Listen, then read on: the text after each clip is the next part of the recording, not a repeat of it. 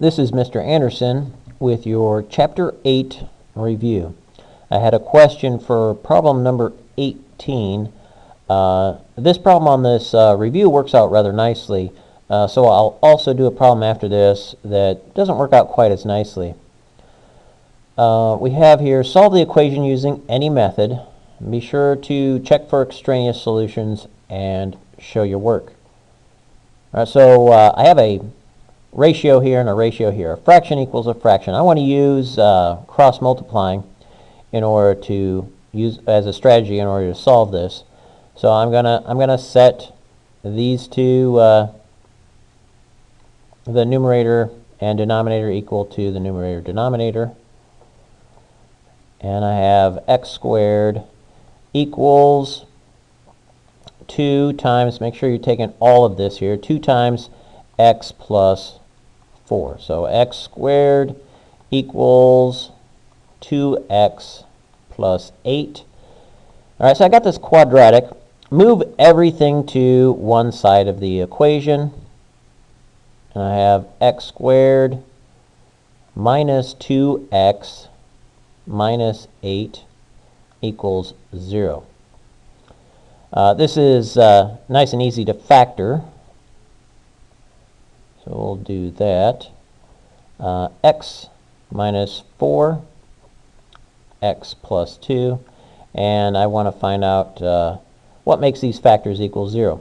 Well, if x equals 4 or x equals negative 2, it will make either one of these factors 0. 0 times anything will make this equation true. So if x equals 4 or x equals negative 2, then this equation is correct. Here's my solutions. I need to check those. It says check for your extraneous solutions. So I'll plug these back in. And make sure and go back to the original equation. Plug this back in. So 4 over 2, does this equal 4 plus 4 over 4? All right, well, this side I have 4 divided by 2 is 2. And over on this side I've got 4 plus 4 is 8.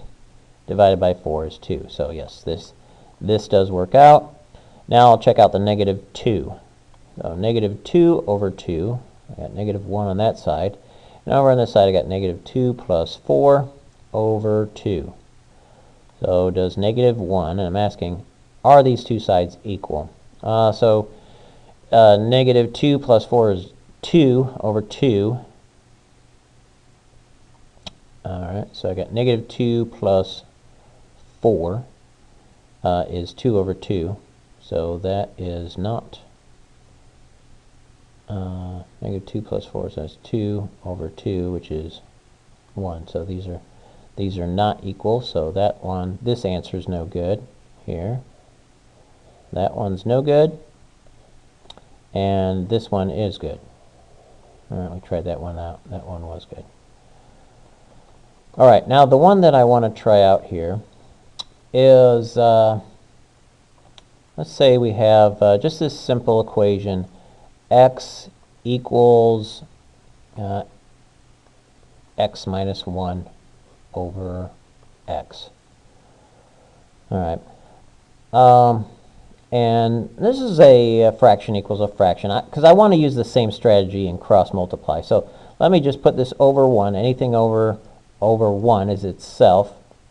So I can do that. And I want to cross multiply here. All right, so I kind of want to make it look the same way. I've got x squared equals, and then 1 times this is just going to be that, x minus 1. And then just like the other one, I want to move everything to the other side and try and solve this quadratic here. So I got x squared, subtract x from both sides, add 1 to both sides, equals 0. All right, and then we take a look at this and I go, all right, well, this simple quadratic, I can't factor this. All right, negative 1, x minus 1, x minus 1, that would give me a positive 1, but that would be x squared minus 2 plus 1. And x plus 1, that would be x squared plus 2x plus 1. All right, well, let's double check this with quadratic formula and see what what kind of answers we get, including any sort of imaginary answers. All right, so we've got A would be 1. There's our A value there. Our B value would be -1. And our C value, again, would be 1. All right, and let's plug this into the quadratic formula. X equals -b plus or minus the square root of b squared minus 4ac over 2a. Okay? And just plugging this in. Negative b is -1, so -1. That's going to be a positive 1 there.